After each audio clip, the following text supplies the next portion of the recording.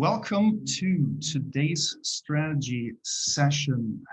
Right, a little bit background about myself for those who don't know who I am. My name is Joseph Rice. I'm the co-founder of Honeycomb. What we do is pretty simple. We do strategy, we do training, and we do content. If you want to learn more, simply go to our website, honeycombagency.co.uk. A little bit about my background: former head of marketing, head of e-commerce, head of sales, and I worked with and for companies like Philips, ViewSonic, a lot of startups in Germany and in the UK, SMBs and corporates. Today's agenda, very simple. As always, we have 20 to 30 minutes presentation, and then at the end, we have a Q&A session, roughly 10 to 20 minutes. So please put all your questions in the chat, and I'll get to that at the end of the presentation.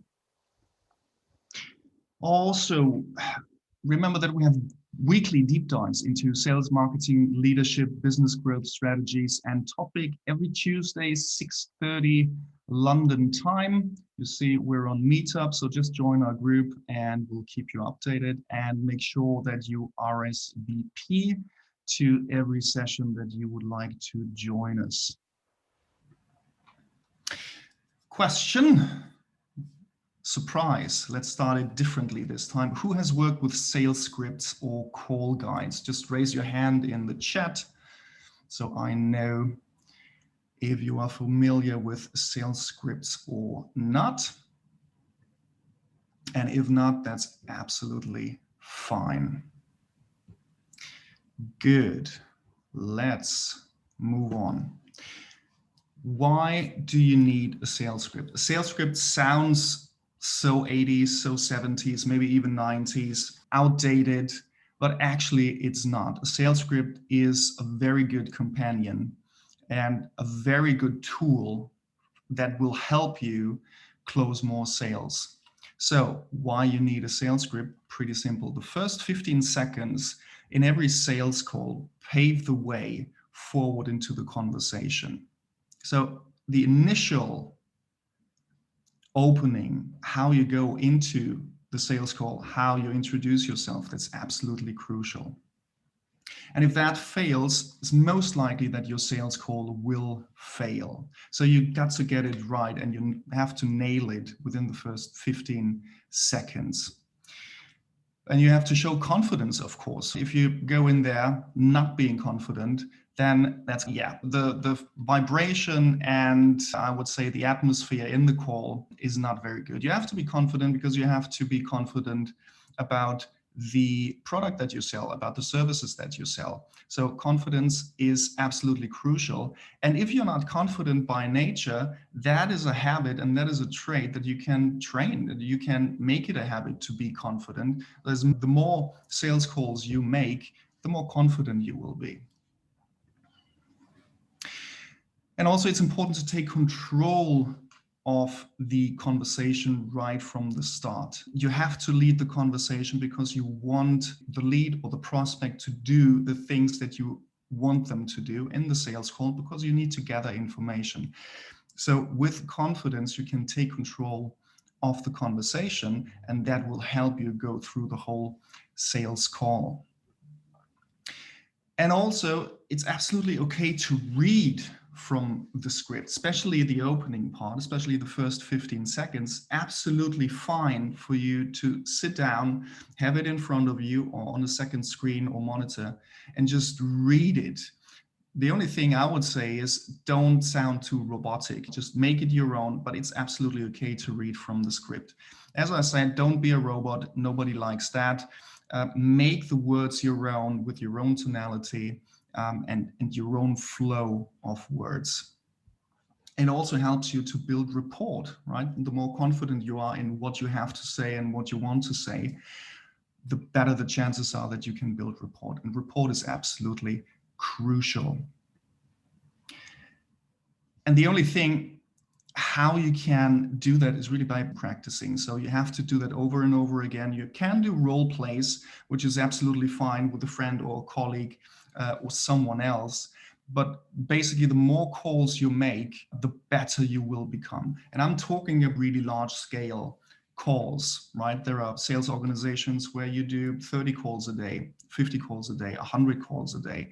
And when you do that, you automatically get more confident about the words that you say, the message that you want to convey, about the questions that you need to ask to gather intelligence or information. So read through your script over and over again, even before a call. Just read through it and read it out loud. You have to hear your words and you have to hear how it sounds, what it is that you're saying. And as I said, make it your own. It's your words. Write it in a way that it sounds natural to you. And also the other person needs to understand and needs to feel that you are not reading from the script. That's very important. Again, make adjustments so the words flow easily off your tongue. And there are several ways how you can do it. And the more you practice it, the more you go through it, the better you will become, the better the sales script will become. So it's very important to read it out loud over and over again until you are satisfied with it and you're ready to make the next call.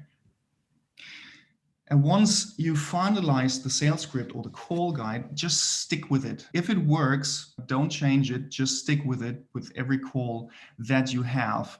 And this way you memorize it and you get more and more confident with what it is that you are saying. If it works, don't change it. And yeah, finally, I can say we've designed thousands of call scripts and we can say that it works. It really helps you in the call being more confident and closing that deal and closing that client. So a sales script might appear to be very old school, but in that case, it still works today. So what are the 4 components of a sales call? Number 1, we have the introduction or the opening. As we said, the first 15 seconds are absolutely crucial and you just have to nail it flawlessly. No ahs, no ums, no maybe, no. That's why you read from the script and that's why you have to perfect it so that it flows off your tongue very elegantly. Number 2 in a sales call is investigation. Now, that simply means gathering information. You ask certain sets of questions to the person on the other side, to your prospect, to your leads, in order to gather information and information about different things. And we'll talk about that in a second, what it is that you are asking and what it is that you need to understand from the client. Number 3, we have to demonstrate our capability. So that is part 3 of any sales call. Demonstrate capability, that we are the solution to their problem. And we can do that in different ways. But basically, that is something that needs to be in every sales call. If you can't demonstrate capability, then it's really a waste of time. And it's also a waste of your prospect's time. So you have to prepare that in advance in the call guide, in your call script.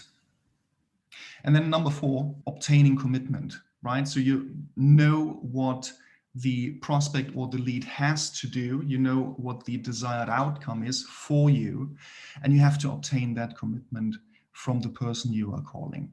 Otherwise, you're not going anywhere, right? You have to have the next step in your sales funnel or in your sales process in the back of your mind, and you have to push the prospect in the call to that commitment, whatever it is. We'll talk about that as well. It can be different things, for example. Right, let's talk about the opening. Again, 15 seconds, make it or break it. You have to be confident. No ahs, no ums, no wavering around. No, you have to be absolutely confident. It doesn't matter who you call, or it doesn't matter who the call is with. Can be a CEO, can be a person, can be a potential client. It really doesn't matter. You need to be confident. You need to be confident about yourself, about the products that you are selling, but also the services. Depends on your business model. And also show a little bit of authority. You know what you're talking about. You are the authority in your field. There's a reason why you are having that call, because you know that you have the solution to their problem and you need to convey that. And as we said, it's essential to pave the way and control the conversation. So sticking to your sales script is absolutely fine, because we need to check all of these things in the sales call, especially the first 30 seconds, 60 seconds. It's very important. And then the introduction. You need to have your pitch ready. You need to have your introduction ready, because the other person might think, unless they booked a call with you, who the hell are you and why are you calling me? So that needs to be prepared, and you need to have at least, let's say, a one-liner or a two-liner in terms of introduction, who you are, what your product is, what your brand is all about, ready, so you can pitch that and drop that into the conversation if it comes up. And lastly, of course, get the prospect's agreement to ask questions. We need to have their agreement that we can continue in that conversation. If we don't get that agreement, that's absolutely fine. So we can close that call. But in order to gather intelligence, you need to be able to ask questions, and you need to get the prospect's agreement to do. And also, never put yourself in a submissive position. I've seen a lot of salespeople going about the opening in terms of, do you have 5 minutes? Do you mind if I take 5 minutes of your time? That puts you in a very submissive position. And depending on who you talk to, you need to be at the same level. So it really doesn't matter if you pick up the phone and cold call someone, or if it's a warm call and they booked a conversation with you. Never put yourself in a submissive position. I know most of us are being raised with, in a way, that you should be nice to people and things like that. That's absolutely fine, but in sales, it really doesn't work. So you never put yourself in a submissive position. And also, you need to control the conversation, and you can control the conversation by having a call guide, by knowing what you are doing next, by knowing what you are going to say next, and also going through the script one by one, so you have that structure in place without having to think about it. So controlling the conversation is absolutely crucial, because you need to know where you're going, and you need to guide the lead and the prospect in that conversation to all the points, to all the checkpoints that you need to have checked.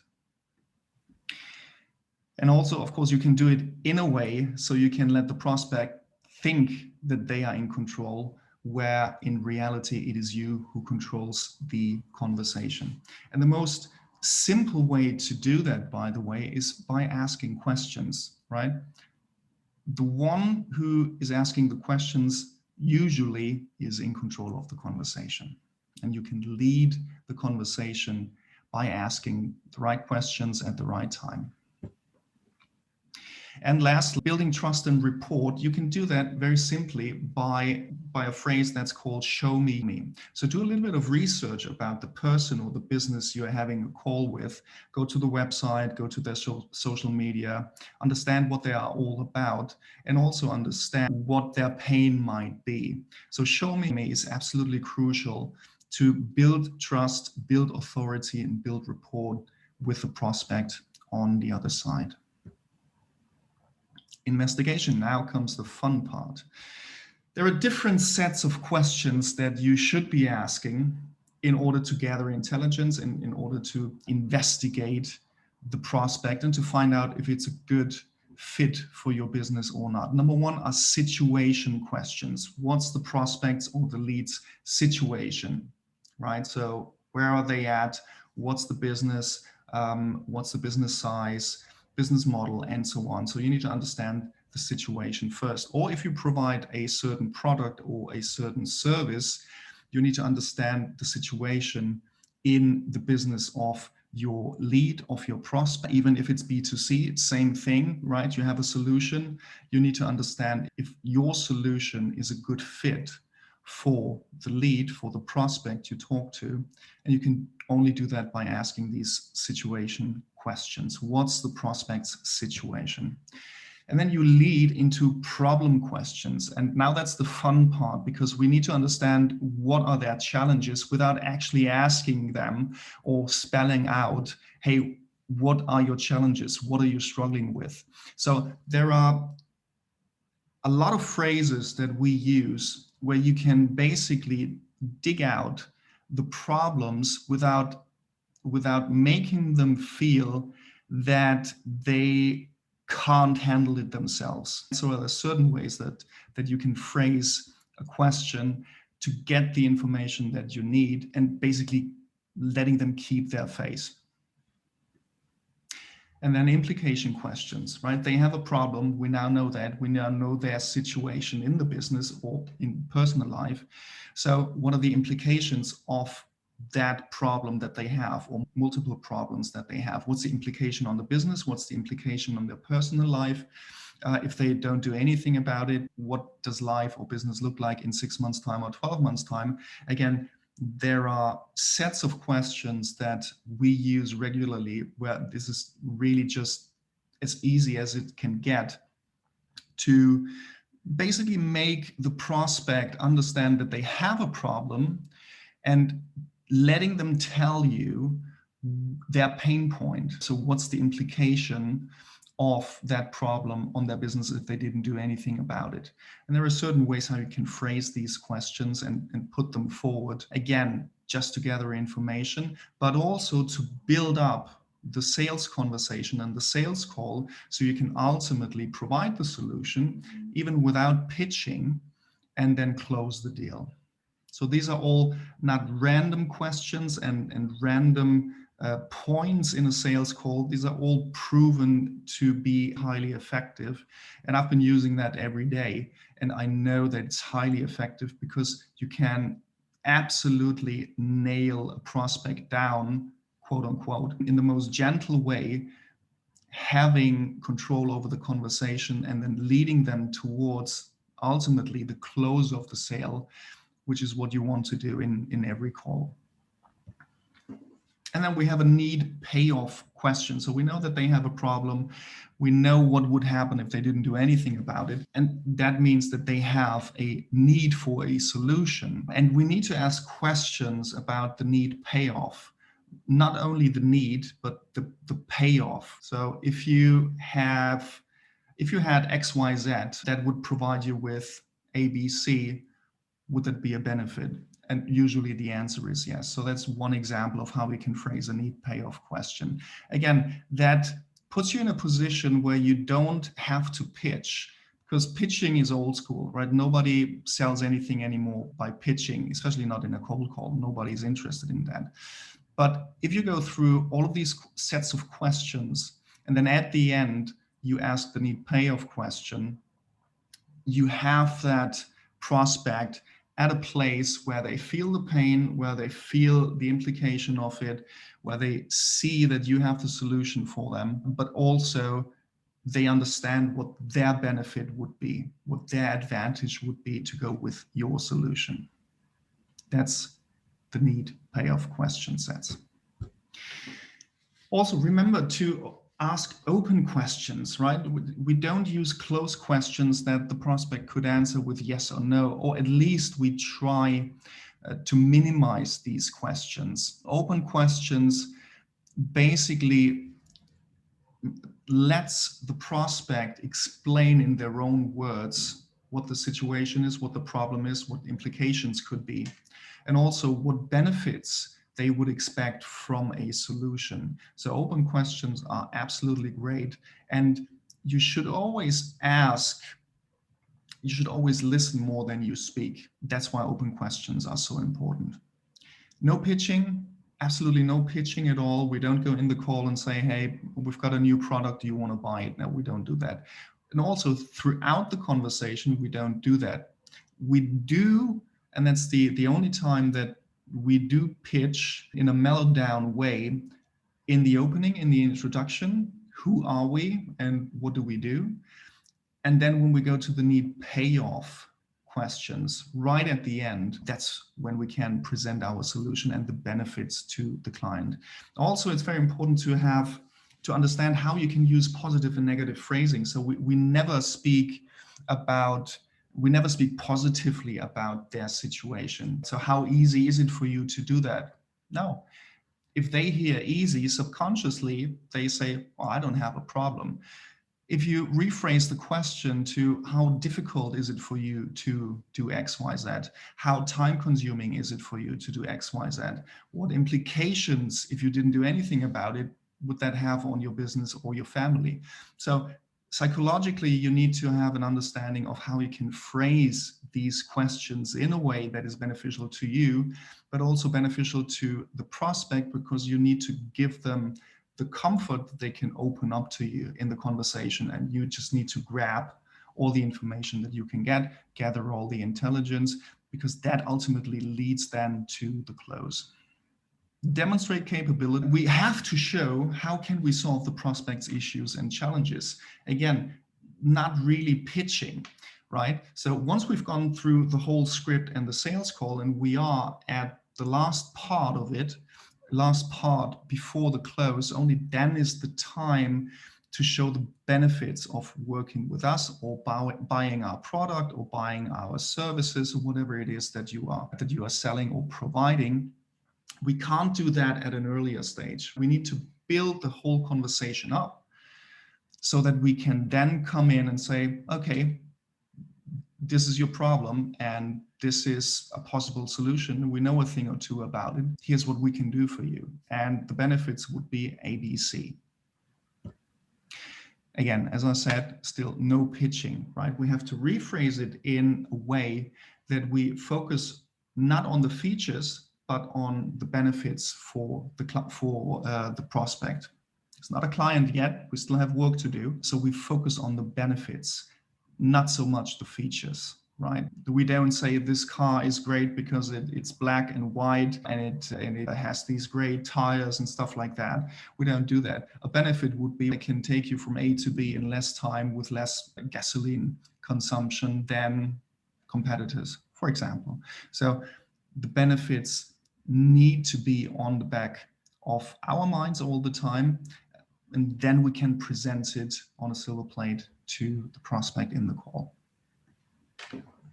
Getting commitment, as I said and mentioned earlier, it's basically a CTA, a call to action, right? You've seen that on Amazon, there's the buy button, or links to learn more, etc., a call to action. So we can take that offline and say in our sales call, we also have a call to action. And whatever it is, that it's the next step in your sales funnel. However you define that next step, you need to understand, or you need to know what the prospect should be doing as a next step. And you need to get their commitment then. Whatever it is you want the prospect to do in the call or after the call, you need to get their commitment now in the closing phase of the sales call.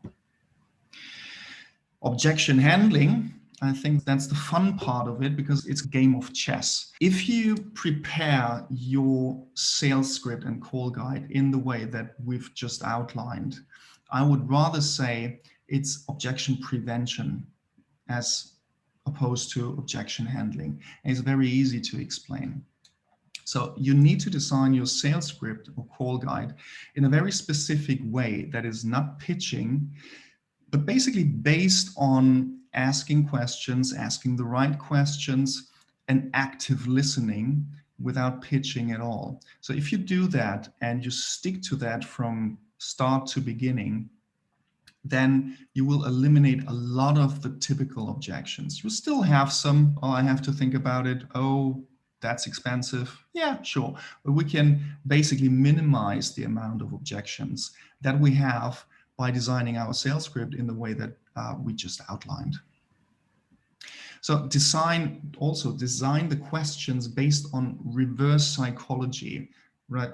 Remember the positive and negative phrasings, but also the situation questions, the implication questions, the need questions, and so forth. So you can do that and formulate the questions in such a way that you get all the information that you need in order to qualify the lead, but at the same time making the prospect or the person you talk to very comfortable in opening up. And that's done by I would say, psychology and reverse psychology without being mean, right? We don't want to be mean. We want our sales calls and conversations that we have very ethical and very positive. It should be a positive experience for the participants.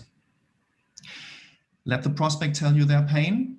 This way we can avoid all the objections and also the benefits they expect from a solution. So if they tell you what they expect from a solution and the benefits that they anticipate, and you provide that, well, that makes the sale and the closing very easy.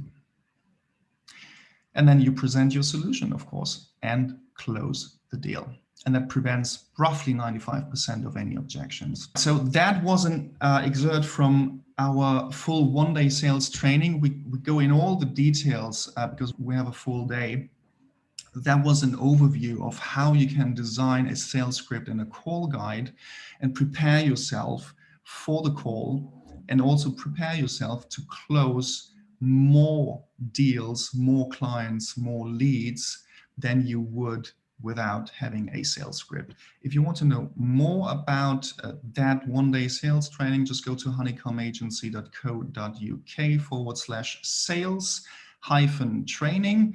I just realized that this is a mouthful and we should talk to our marketing team if we can have a tiny URL for that. But anyway, check it out. Looks a little bit like that. So we have everything that we discuss on that day: selling without pitching, problem, situation, need payoff, qualifying the prospect, active listening, sales script building and designing, and so on. So we really dive deep into that because we have a full day to do that. Again, the URL, honeycombagency.co.uk/sales-training. Have a look, check it out.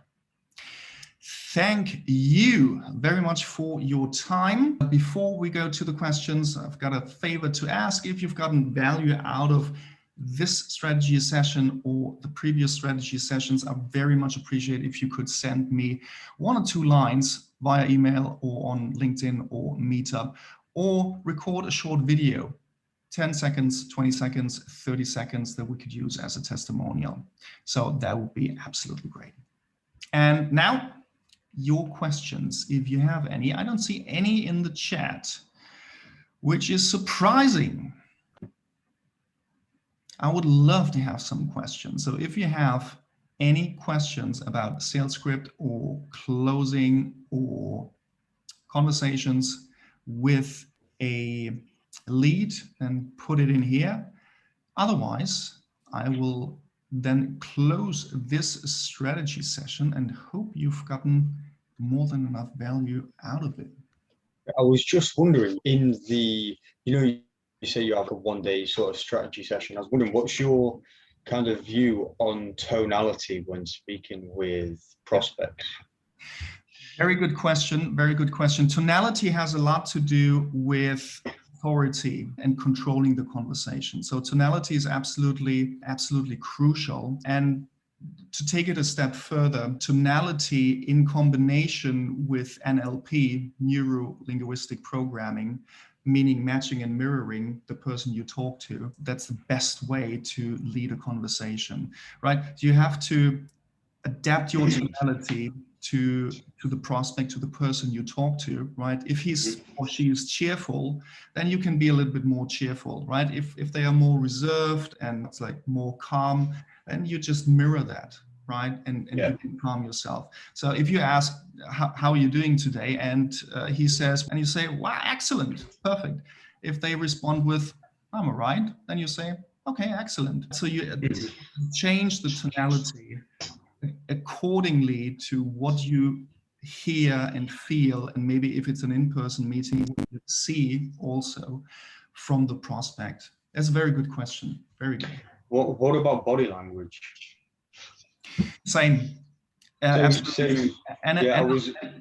NLP basically has the matching and mirroring, right? So you can proactively build rapport and make the prospect or the other person more comfortable by mirroring and matching how they sit, how they stand. And you can also, if you're a little bit sophisticated with NLP, you can control the prospect, right? You can make them open up. If they are like this in the conversation, just go in like this, maybe not exactly the same, so it doesn't feel awkward, but you can do the same thing. You can do this or that, and then you open up. And if there is a report, you will see that the prospect will open up as well. So you can use that to manipulate. I don't like using that word, but to guide the whole conversation and guide the person you talk to. Yeah. I was wondering if it was gonna have the same sort of, what's the words, like effects, like the same sort of thing with tonality and body language. You do use mirroring with both. That's what I was wondering if you were going to say that.